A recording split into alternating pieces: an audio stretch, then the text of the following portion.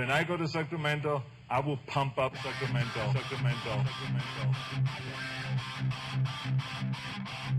Some say the news is fake. Others say it's real. These two don't have the time to check. Instead, Turner Sparks and Michael Ira Kaplan turn to comics stationed around the globe to be their eyewitness reporters so that you can know what's really going on. This is Lost in America. All right, everybody, welcome to Lost in America, episode 195. My name's Turner Sparks. I'm Sleepy Mike Kaplan. Sleepy Mike Kaplan. You can find me at Turner Sparks on Instagram. You can find Kaplan at Kaplan America on Instagram. Also, this show, lostinamericapod.com. Subscribe to us. You can listen to us on Spotify, iTunes, the iHeartRadio, if that still exists. And you can watch us on YouTube. So go and subscribe right now. Stop what you're doing. If you're listening to us, stop listening and watch us on YouTube. If you're watching us, stop watching and listen to us on the iHeartRadio app. Exactly. If you're a real fan, you're going to watch us on more than one platform, so you can help us out. Do it at the same time, Cap. That's it. Sync it up, like how people when they watch Wizard of Oz. Or like they say when you watch a football game, it's better to listen to it on the radio and turn the mute so you get the local announcers. Play-by-play guy. Play-by-play guy. Yeah. So do that. Or like, the Wizard of Oz with what they do, Pink Floyd album? Yeah, we are the new. There's a lot of symbolism. Turner's been a master of editing. The symbol at minute 16, if you play it backwards, you hear Kaplan hates his kids. Kaplan murdered the Whack Pack. Kaplan murdered someone in the park last night. We're admitting to crimes on this podcast. Yes, exactly. We've committed all over New York City. Multiple Pancakes murders. peed on Raj Amelia. That's on the pod this week, backwards. So yeah.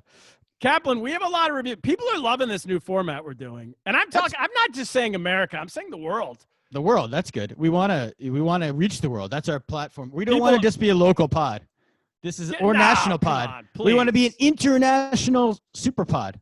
International super pod is the new genre that we're working in podcasting. People love it. They say we're doing great. They say we hate it. People hated our old format where we talk to people about their hometowns. They said that was the worst. It's it's gonna go down as the lost season. The people like that.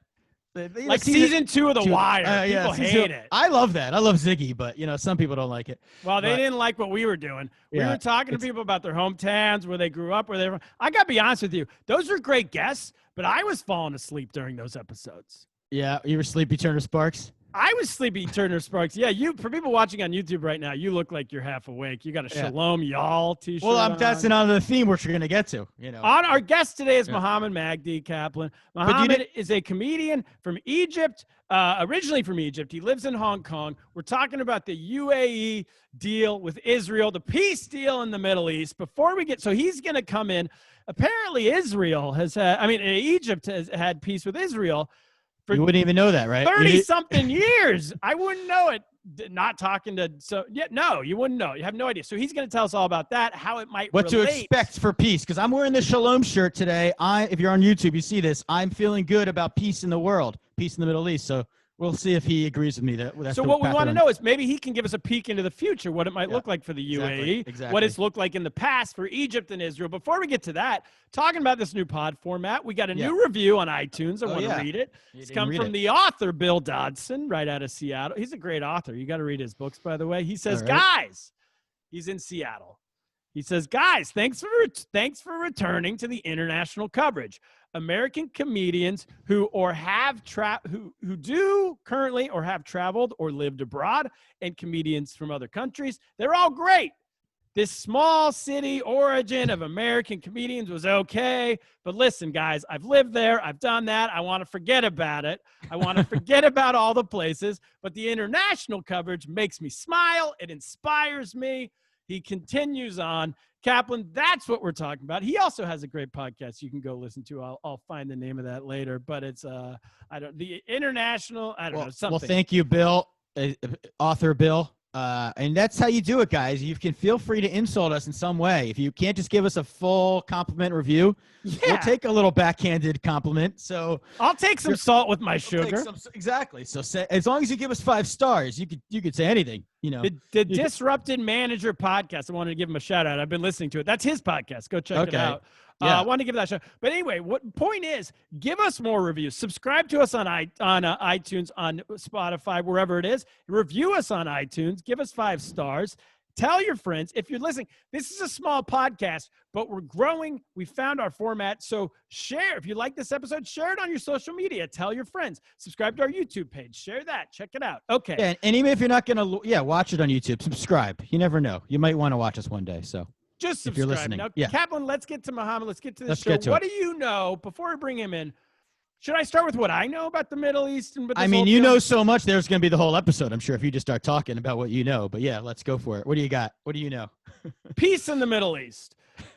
Here's what I know. I know that it was a thing that people, like cool guys, used to say in high school. Yes. They It was used like to a say, rap hey, lyric man, or something. hey, Peace in man. the Middle East. Because for a while, people say, hey, peace, hey, peace, when you're leaving a conversation, peace. And then people one-upped it, and they would say, hey, man, peace in the Middle East. Yes. And then you go home for the day. You're done with basketball practice. Hey, guys, peace in the Middle East. And then you're out, Yeah. I knew that. I knew that was peace in the Middle East was not as easy as just saying it. Right.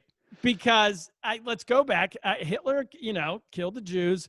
That's great. Great turn there. Let's go back. Hitler Flashback. Hitler killed a few Jews. Yes, he did kill the Jews. Hitler killed did. the Jews. And so then everybody else says, hey, guys, this ain't fair. Let's create Israel. And so they Right. created Oh, Israel. okay. Yes. And then the Jews went to Israel. And then the people in the Arab world, they said, whoa, that was our place. Right. And so then, boom, now we don't like Israel. Israel says, hey, guess what? We don't like you.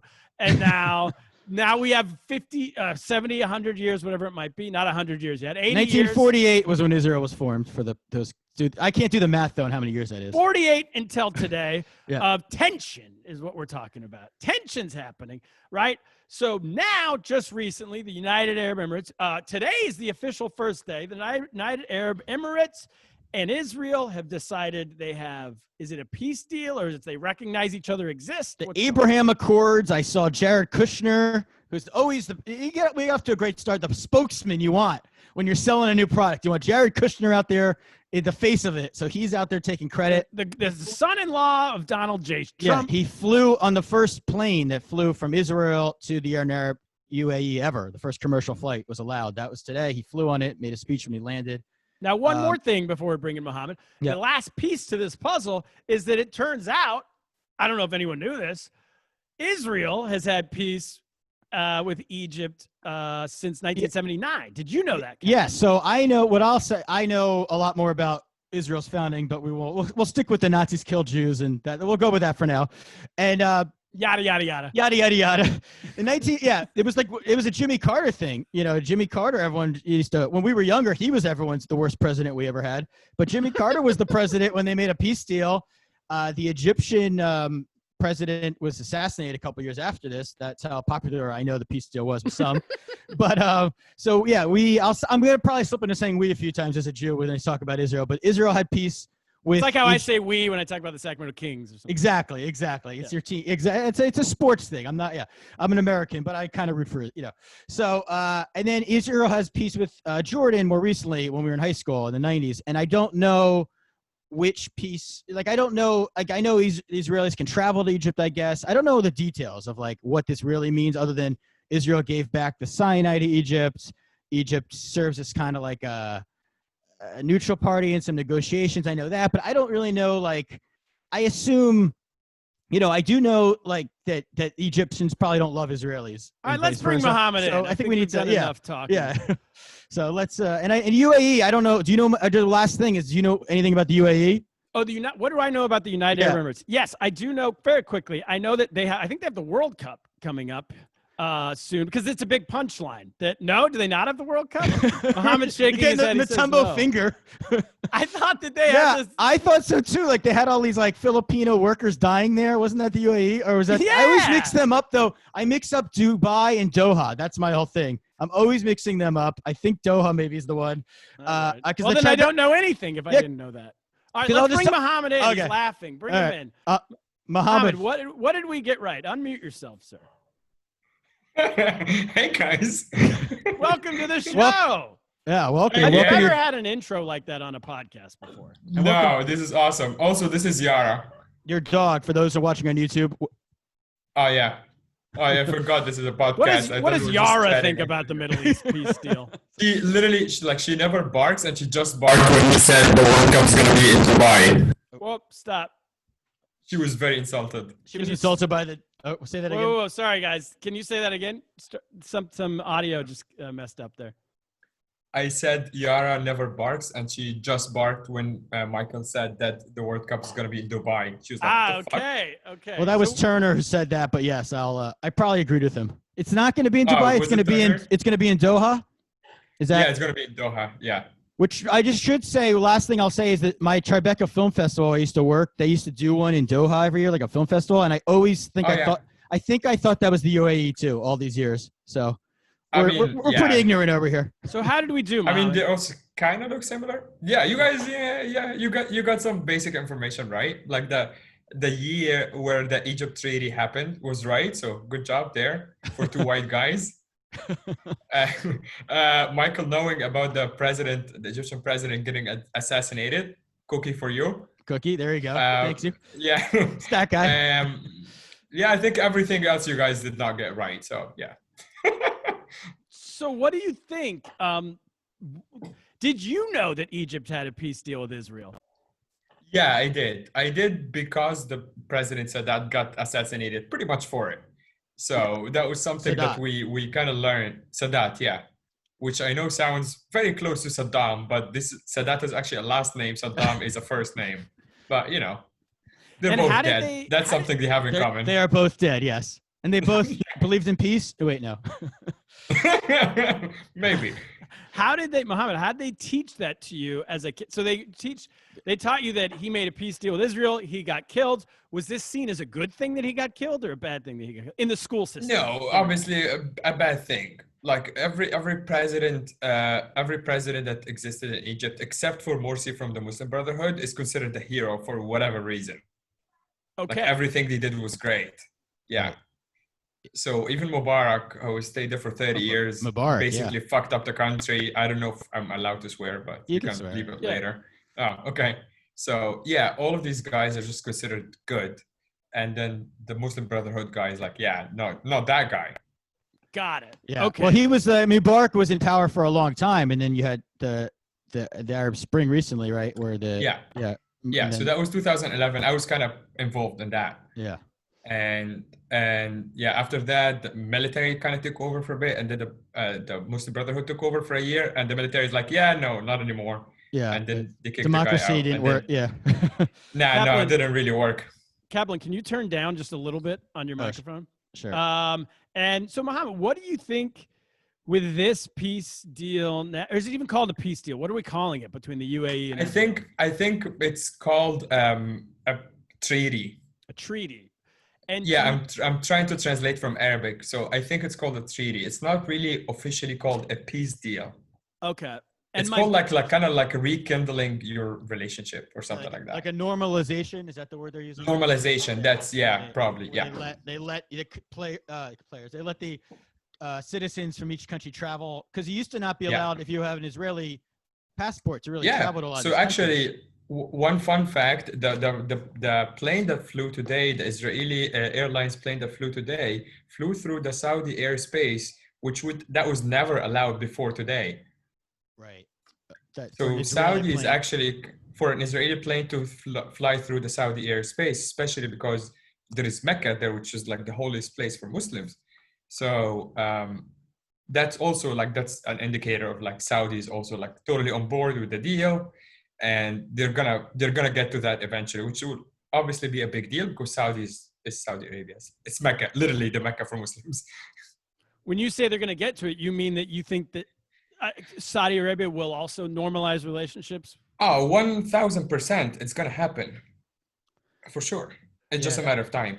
There's like there are countries that are sort of in the Saudi orbit would be like, which ones would those be? UAE, is it? UAE, Saudi, probably Kuwait and Bahrain, I would say. Yeah, not Qatar. Not Qatar. No. No. So no film festivals for me then there. No. All right. Maybe the World Cup. Oh yeah. Okay. Yeah. So you think that all of these, so I guess the first question is, does this feel like a one-off thing, or it feels like this is dominoes are falling in a bunch of countries? Yeah, that's right. That's the second one. It's dominoes falling and a bunch of countries are going to follow after that. Wow. I mean, the whole thing is kind of set in stone years ago, by the way. Like, this is just like the Saudis and the Israelis have been talking for years, but like kind of like not Quiet. officially. Yeah. Yeah, Like quietly. they've been having like an exactly. affair where they can't do things in public, right? Like Yeah. And then I like to think about it that the UAE is the one that like set the Facebook relationship status to we're together. in a But relationship. Saudi is still like, in a relationship. And then Saudi is still like, it's complicated. Yeah. So, Oh, forgot about it. Do they still have that? And why? I haven't seen that for a while, actually. Yeah. Old school Facebook references here. Yeah. Why, when you say it's been happening for a long time, roughly how long has this been, you think, in the works, Mohammed? Maybe 10 years. I think around the Arab Spring time, actually, because the Arab Spring was, if it succeeded everywhere for the countries around Israel, that would have put it in a pretty bad position. Because that's the thing, the Arab Spring reflected what the people want, not what the government want. Right. And what the people want is the liberation of Palestine. Right. And at this point of the conversation, I have to say that I'm saying what I think people want, not my personal opinions, because eventually I don't want to lose my career. Right. How would you lose your These are career? not my personal opinions. Right. No, you're our analyst. Let's get that disclaimer out of the way. You're our Wait. Let me ask, Mohammed, how would that hurt your career to say that you? I mean, I know by the end of the recording is I'm gonna piss off everybody, so it doesn't even matter anymore. But that was also kind of a joke about how Jews run the entertainment business. So thank you. there you go. But I wasn't sure. That's what I assumed you were saying, but I wasn't sure if this. Yeah. I know so little about this whole topic that you have to spell stuff out for me. I don't know what I'm missing and what I'm not. Well, no, he makes a point. I think it's that Israel and Israel like is a democracy and likes to brag about it, but there is one flaw in that, like, you don't really want the neighbors to become democracies right now. Maybe down the future, but right now they would. Yeah, they would be against. It would be the dictators in charge of some of these countries are much more likely to make peace with Israel. Absolutely, because the dictators are trying to protect their own seats, and they're trying to not leave the dictatorship because they're making fuck you money, and they're stealing their own people's money. So it's in their interest to stay in their positions, and to do that, they have to maintain peace with Israel. Because otherwise, the U.S. is gonna come in as like, all right, you're kind of going out of line, so get the fuck out. And that's what happened Wait, are you trying to tell me Muslim Brotherhood? Are you trying to tell me that the United States supports dictators? Yeah, shocker. I know. So I haven't heard that one before. Well, and the UAE though is in a difference, because like with a lot of these dictatorships we're talking about or leader, they sort of one of the reasons that I've always like there was a lot of wars with Israel over the years from the time of 1948 until 72, 73, but a lot of it to me always seems like, well, the dictators at the time were probably like, it's a good distraction too. Like, let's have a war. Yeah. So it's sort of like ironic now that it's turned where it's in the dictator's favor to now make peace. Absolutely. It used to be in their favor right. to make the people kind of hate it. This is our enemy. Don't get mad at us. Hate Israel. All his education. So, and there's obviously the I don't know what's the right word for it, the sect aspect of it, because from the UAE and the Saudi point of view, they're trying to push the Iranian influence back. Yeah. Okay, so let's get to that. There is also that. That's I don't want to skip too far ahead, but when did that do the thing you guys are talking about now, this idea that it used to be fashionable, it used to be good, beneficial to blame Israel, and that somewhere along the line it became beneficial to partner with Israel. How did that shift happen?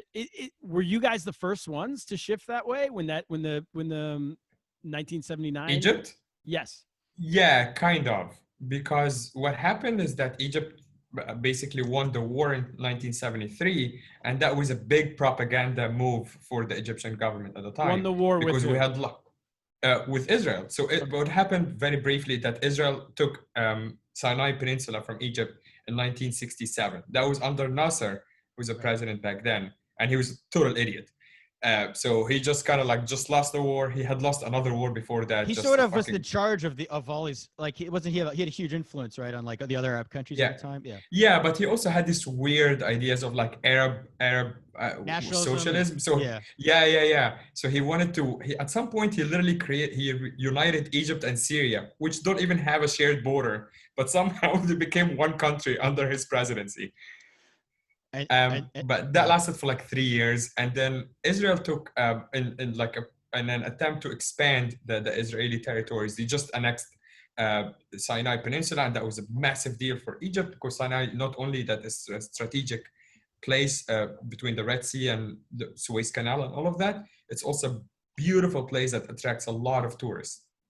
So when Nasser died and Sadat took over, Sadat just fought back 1973 and took Sinai back, and eventually that led to the peace deal with Israel in 1979. Okay, so keep going.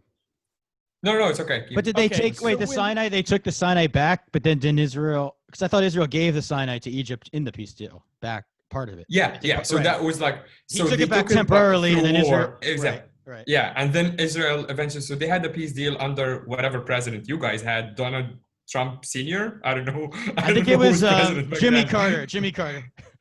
Yeah. Okay. We'll call him Donald Trump Sr. I'm sure he doesn't mind. So Mohammed, yeah. In 79, Egypt makes a peace deal with Israel. And this is where, this is a lot of why we wanted to talk to you about this specific thing, because you lived in a country growing up that technically had a peace deal with Israel, but did it seem that way in the country? No, because until I was so I'm 31 now. Until I was in high school, which is about 10 years ago, no, not 10 years, 12 years ago, whatever. Until then, we would protest every time there is a Gaza war. As kids, we would go out on the street, and that was totally okay. The police would not harass us. It was kind of like accepted in a way that we would protest like the massacres that are happening to the Palestinians there and all of that. And then suddenly that's frowned upon in the last 10 years. So something has shifted. Something changed when the government made it clear for the people that these are just our friends now, and the Palestinians are the problem. Okay. And did Israelis travel? Oh, sorry. Did that change? I want to keep going on this for a second. Did that mindset, you said the government kind of pushed it. Did that work? Yeah. Did the people's mindset also change? It kind of worked, which is very upsetting. Not because I'm on one team or another. It's the fact that people are so easily brainwashed is the bigger problem here. It's like, oh, no. The thing that you guys always believed in, it's the opposite. And the people were like, okay. But I have to say, for the average person, it didn't really work. But there's a lot of people who are very educated, very smart, who suddenly go, oh, no. Palestine, they're a bunch of terrorists. Fuck them. Yeah. And you're like, what about the thing that you were believed in for the last 50 years? I'm like, yeah, no. Just no. So that's what I mean by upsetting. Yeah. And did that change with certain groups within the country? Meaning like old people as opposed to young people, or rich people, poor people? It changed within the groups of like upper middle class, I would say, and the older people. Yeah, they flipped. And maybe is that because was it seen as economically beneficial to them? Like they could. Yes, because it's in their interest to keep the ties with our government, like to keep the So whatever the government narrative is, they will follow. Because if they fall out of the government's favor, then they're fucked. I see. Okay. Yeah. And then with that in mind, do you see any parallels with what might happen in the future with the United Arab Emirates? Or does this not relate at all? It's not related at all. Egypt is the most populated Arab country. It's over 100 million people. United Arab Emirates is like whatever, fucking 3 million people, and half of them are immigrants. Not like migrant workers, not even immigrants.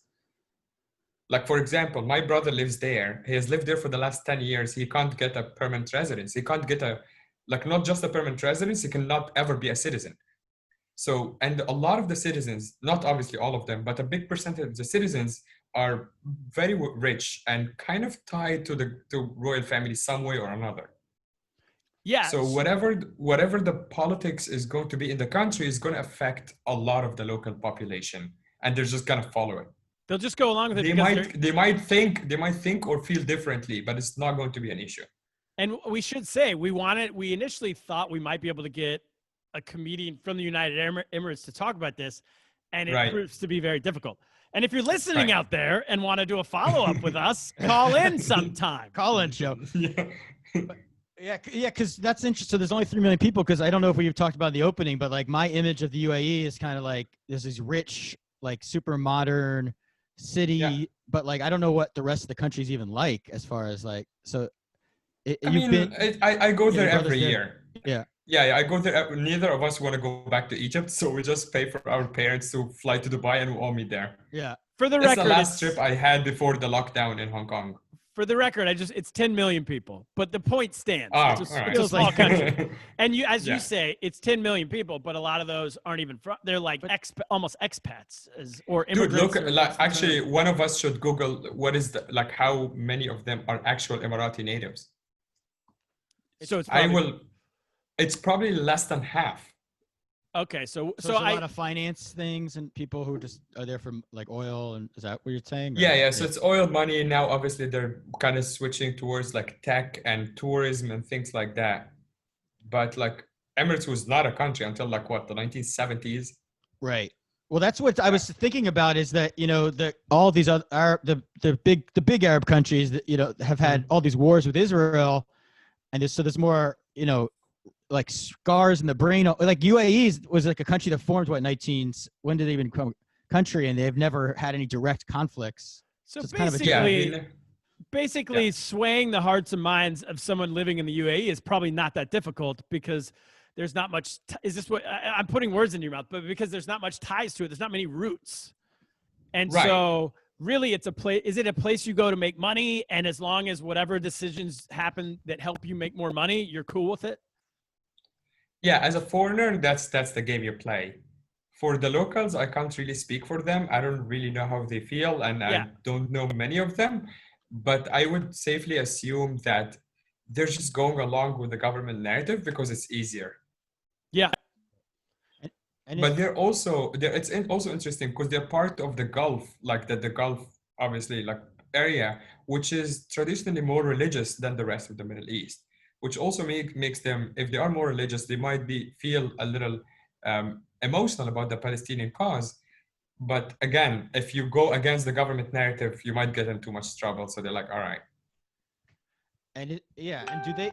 I think we mentioned Iran earlier, but do people there feel like a sense of like Iran is an enemy that they need to be worried about now? Is that? Yeah, that's another very interesting. That's a great question, because I think people have always felt weird about Iran, even though it's another Arabic country, another Muslim country.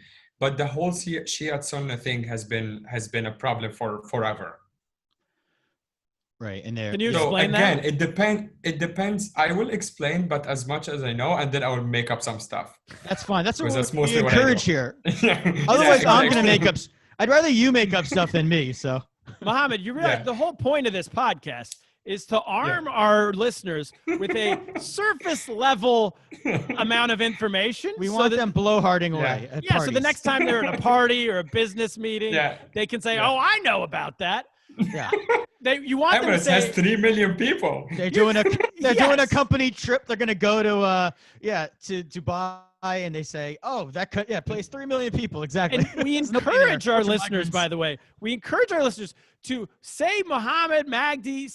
Don't say I heard him on a podcast. Say my friend is this comedian, and he's from there, and he told me this. Or if you have to say it, he told me that. Yeah, you start this sentence by saying, "I was listening to a podcast," and that's like a real brag in the United States. That's a real. Oh yeah. Is it? Oh my God, you guys, that's depressing. It used to be I was reading the newspaper, but no one even pretends to do that anymore. So now, it's I was listening to the podcast. So keep going. Anyway, continue about. Well, the question is related to Iran. Sunni. Shiite Sunni. Is Iran powerful? Is this a play? Almost like you have to now pick in the air board, Iran or Israel, U.S. Yes. Or Saudi. Yes. Saudi so there is basically two teams, pretty much. So there is, on the bigger scale of things, and again, a lot of this information is made up. There's Iran, Russia. Really pick a team, but there's some sometimes you just kind of like cheer for the underdog kind of thing. Mohammed, hold on for a second. Got to redo that part. It Yeah. said Just hang on. We're going to keep the video it said broadcast. unstable. Yeah, we'll keep the video broadcast going, but for the audio, I think we're back to normal. Okay, start that again from the Iran. Yeah. So I was saying there is two teams pretty much. So there's Iran, which by the way is called Iran, not Iran. Iran. Let's move on. I remember that from George Bush when he goes like, Iran. I'm like, you ran where? That's not the country. One of the greats. So there is Iran, Qatar, Russia. Obviously, if it's the US is on one side, the Russia is going to be on the other side. So there's Russia, Iran, Qatar for whatever reason. Turkey, that's all one team. And sometimes China, depends on their mood, I guess. Right. And then on the other side, there is the US, Israel, and pretty much the rest of the Arab countries. So that's what's happening now. Yeah. So it's the US, Israel. When you say the rest of the Arab countries, here's, I guess, where since 1979, has that meant Egypt or not? Or is that more complicated than that? It has meant Egypt. Yeah. Okay. But again, it depends if you're talking about Egypt from an official standpoint or from a popular standpoint. Understand. From the government's perspective, yes, it's meant Egypt. Yes. Iran. So it's meant Israel, Egypt, and then somewhere along the way, Jordan, maybe? Jordan, yeah. Jordan for sure. Jordan joined in, and then... I forgot to mention Hezbollah and Hamas, obviously, in Palestine on the first team. Right. Sure. Yeah. Goes without saying. Yeah, it goes without saying, exactly. And the classics. Don't try to tell us anything about Lebanon. Last week, we're experts now, so no. Yeah, we had a guess. And then now we have the UAE joining this coalition of the willing, as we will call them. Right. And Syria is on the Iran team, in case the Iran team, in case you're. I think Syria is on its own team. Right. It's just fucked. Right. But Egypt, we were reading, they have a relationship with the UAE.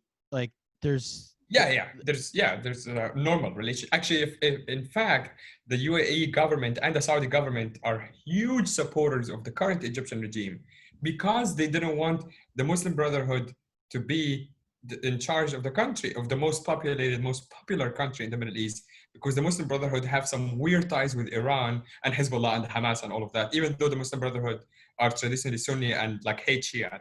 But for some reason, it's fucking complicated. So complicated.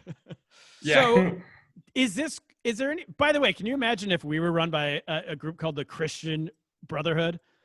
If that was like our president, or like the Mormon Brother. He was elected by the Mormon Brotherhood. That's the Christian Brotherhood sounds like a musical. Yeah. Yeah, it does. The Democrats, the Republicans, and the Christian Brotherhood are our three political parties.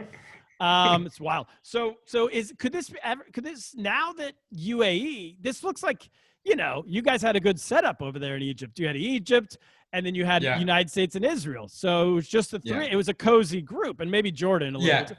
Now that the UAE's jumped in, could this in any way be bad for Egypt that they're not the only ones? They're not. No, not really. Egypt's position has weakened too much over the last 30 years.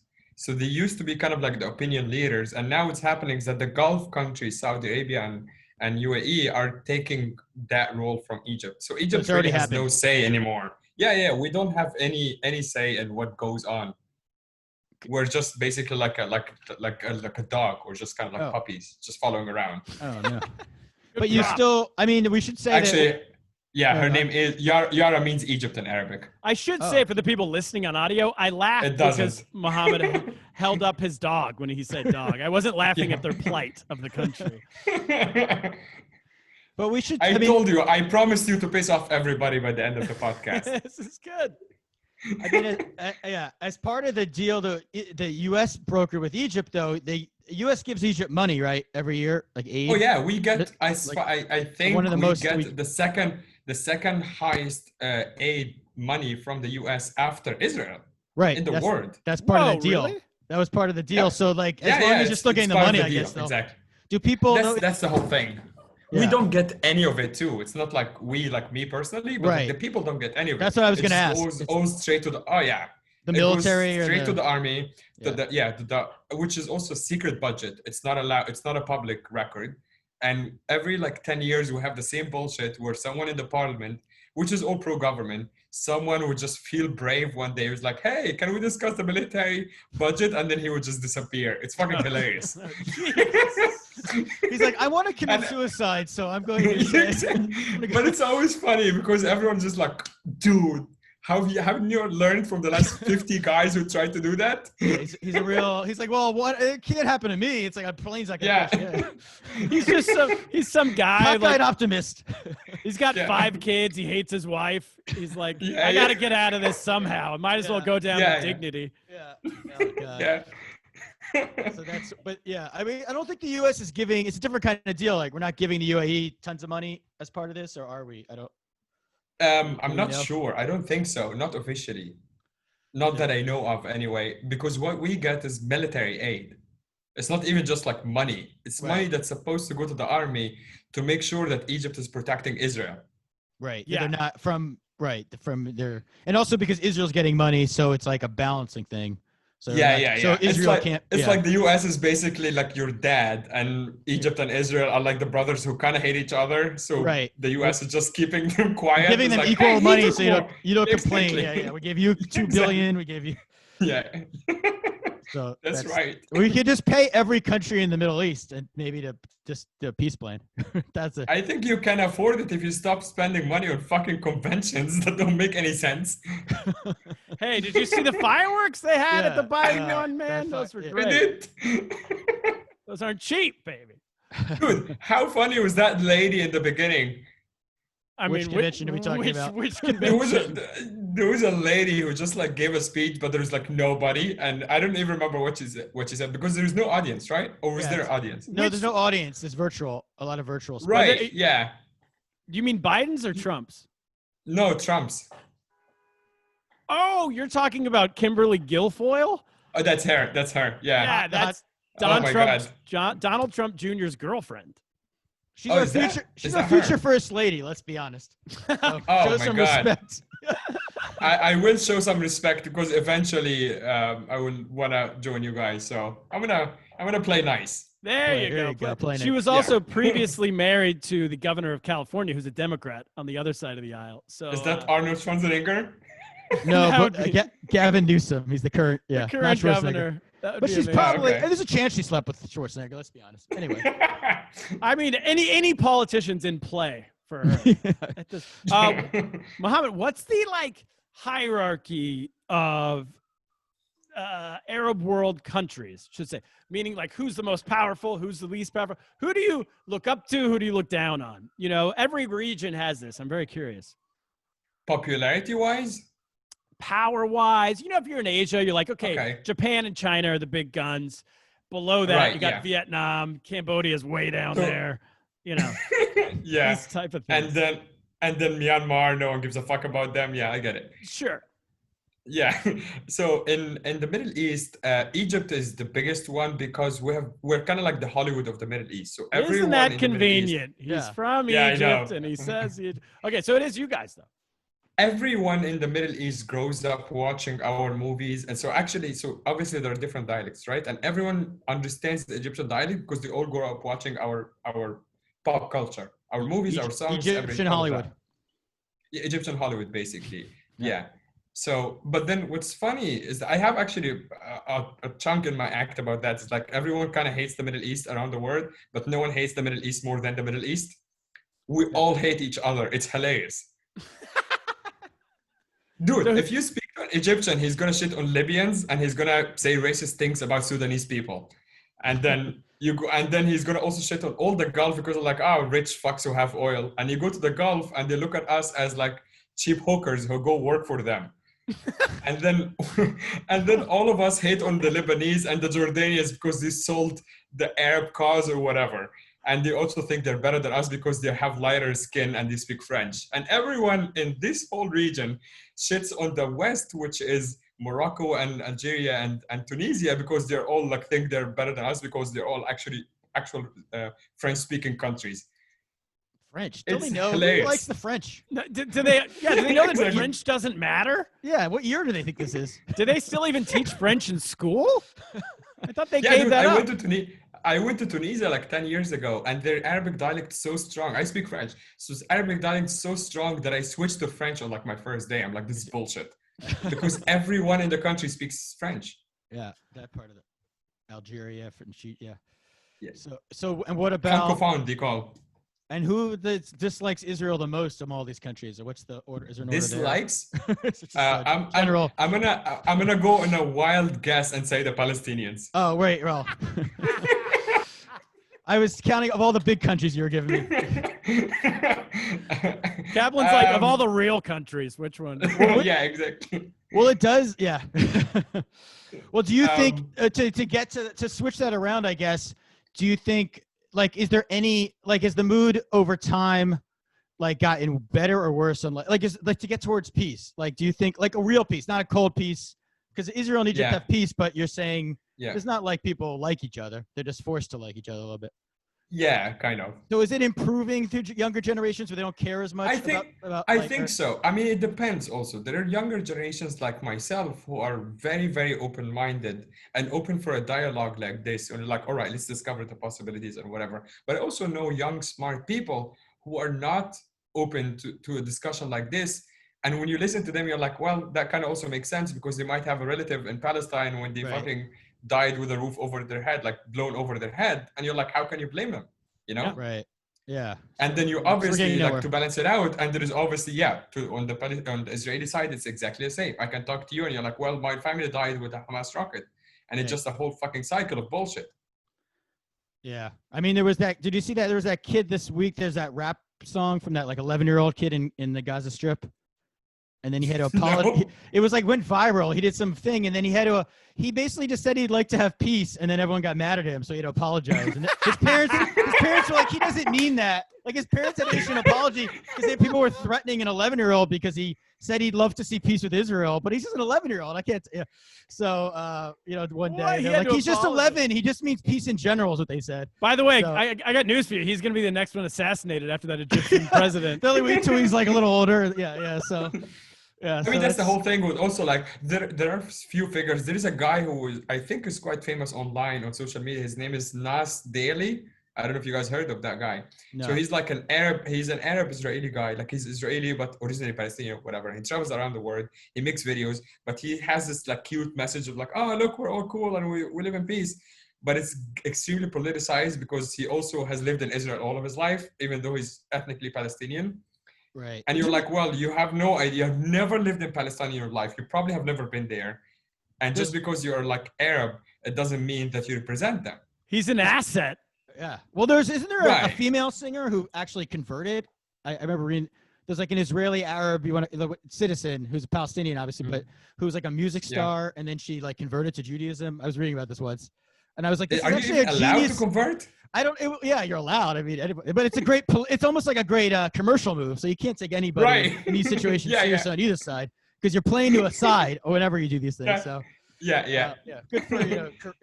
How to alienate the entire Middle East and get into Hollywood. Yeah, well, you're telling me Egypt Hollywood is huge. I've never sold a screenplay in America. Maybe I'll convert. Exactly. Come to Egyptian Hollywood. I got some screenplays. If you could punch up translate a little, punch up some of my Jewish references might not make sense, might not translate. Right. Kareem Abdul-Jabbar Kaplan. There you go. So yeah, that's also my move. Whenever my career inevitably tanks, I'm just gonna convert as well. Become a Jew. Yeah, become a Jew. Why not? Hey, we do run Hollywood. We don't anymore, though. By the way, we used to, but not so much. Our power's diminished. Who runs it right now? Am I allowed to say? The Scientologists? I don't know. Muhammad, the Jews don't run the Jews do not run Hollywood, but if you say they do, they'll kill you and kick you out of Hollywood. That's the irony. That's the irony of then if you get fired or canceled for saying it, then it's like, well, we run it because we did that, but you just can't say anything bad about anybody now, so including us. So here's how little I know about this whole thing. I went to a Passover in Beijing like 7 or 8 years ago. And I didn't know until I got to the Passover that it's celebrating Jews leaving Egypt. Yeah, I was going to say, you're kind of the enemy there. It was extremely uncomfortable because I also was allowed to bring a couple of friends and I happened to bring 3 German guys. So it was me. You brought some Germans to a Passover? I brought Germans to pass over, and then you know how like they pass around the book and you drink like a sip of whatever, and you read, and I'm reading You drink wine, yeah. Yeah, I think so. They give me halal It wine, I symbolizes the guess. blood of Egyptians, by the way. Yeah, they do that thing where we dip our hands in the wine. Did you do that thing for the plagues? Yeah, we did. Yeah. Yeah. And then we killed all your firstborn kids. Sorry about that. He's our God. You know, that's how he works. We sent you a lot of frogs. You still have tons of frogs there, I'm sure, from all the frogs. Yeah, what the hell was going on with the frogs? Tell me. We got locusts, darkness. Is that, yeah. I don't. are they like what, sticky? Like what like how do you rain frogs and what do they do? I don't know. It was that movie Magnolia. They tried it again there, but yeah, the locust. We sent, and then we had to escalate things. You didn't listen. Your pharaoh didn't listen, so we had to just kill all the first. Had to kill all the firstborn kids. What are you gonna do? You didn't listen. I love he's like looking at me like I wasn't there. Yeah, you didn't. I mean, you know. Kaplan's like, Moses told you, let my people go. That's what. Kaplan, these are the same arguments of like a spousal abuser. Yeah. Like, Also, yeah. Listen, as per the Quran, I think Moses spoke Arabic. I'm not sure if that's true. He probably, he spoke, or Aramaic was the big language back then, I think. Is that the one, or I don't know. Kaplan, But, Mohammed, what was because you did the Comedy Central Arabia? Is that what it's called? Yeah. It was in Dubai. And it was a TV show, like a stand-up show in Dubai? Yeah, so basically what happened is that Comedy Central commissioned a network in Dubai called OSN, which is one of the biggest networks, like private networks in the region, to basically have Comedy Central Arabia. Same like here in Asia, Comedy Central Asia, right? Where Andy did his special. Yeah. So and then that company commissioned the main promoter, which actually is the guy I was putting you in touch with, to produce the stand-up show. And then they flew a bunch of Middle Eastern comedians from, I was the only one who was from the Middle East, but not living in the Middle East. Yeah. So it's a bunch of local comedians and then from all over the region, like, Saudi and Egypt and Lebanon, whatever. And they shot, I think, 3 seasons. 3 seasons? Yeah. And it's a stand-up show. It's basically like, it's a stand-up show. Yeah. And, which I've seen myself also. Haven't seen it because I live here and I don't have access to OSN and they never sent me my video. So I was flying from Dubai to here to Hong Kong early this year and I saw myself on the screen on Emirates Airlines. Nice. Oh, wow. Apparently, and they had sold the content to Emirates Airlines and I never got any fucking money for that. Oh, sure. Come on. Yeah, they're not going to pay. Yeah. So what was the other? I'm curious. First of all, were there restrictions on what you could talk about when you were there? Actually, I was to their credit, I was pleasantly surprised because I haven't lived in the Middle East for a long time, so I had to ask one of the producers. I'm like, hey, I'm just gonna send you kind of like hint of what I talk about because my act is all political and dirty. And I sent her a bunch of stuff, and she's like, "Yep, that's fine." I'm like, "Really?" She goes, "Yeah." Well, what And political passed, was it? like Asia, China political, America political, or Middle East? It's Middle East political. They wouldn't give a fuck if I talk about China or the US. They would probably encourage it. Yeah, no, it was Middle East political. So I talk, I have a bit in my act when I talk about, Chinese football team losing to Syria. In the World Cup qualifications, and like that's how bad the football team was, that they lost to Syria when half of them died on a raft on the way. Oh Jesus! To China. Yeah. And they let it go. So they let it go. Well, my sense is, if I don't know if we said this earlier, but like the Dubai is kind of like a Vegas-y kind of scene, right? So I would sense kind of, yeah. But there is also lines there. So that's the thing, because I didn't say anything. Right? No, they're. Yeah, because I didn't say anything about their red lines, then I'm okay. Right. As long as you didn't insult them, they're okay with laughing at the other people. That's what I was trying to get at. Like they're like, what were their red lines? Or did they didn't I mean, they didn't tell me. No, they didn't tell me. But I know there are. What did the other comedians talk about? Like, what's the general material? Like political, it's a social, lot of, personal? No. It's social and personal. It's not political. And is it about also, Arabic is rich with puns, which is really fucking annoying. Oh God, that sucks. Yeah. That sounds horrible. So there's a lot of puns. Yeah. I mean, the crowd loves it, but I was watching it. I'm like, oh no, I mean, yeah, the crowd loves a lot of things. The crowd loves watermelon smashing too, but we're not all doing it, right? Hey, don't insult Drew Freilich. We should have Drew's going to have some issues, I'm sure, with me this episode because. Yeah, because you know when you go like in Singapore, Malaysia, for instance. If you're in Singapore, all the jokes are about how stupid Malaysians are. If you're in Malaysia, all the jokes are about how stupid Singaporeans are. If you're not from either one of those, you can't understand 90% of the material. Yeah.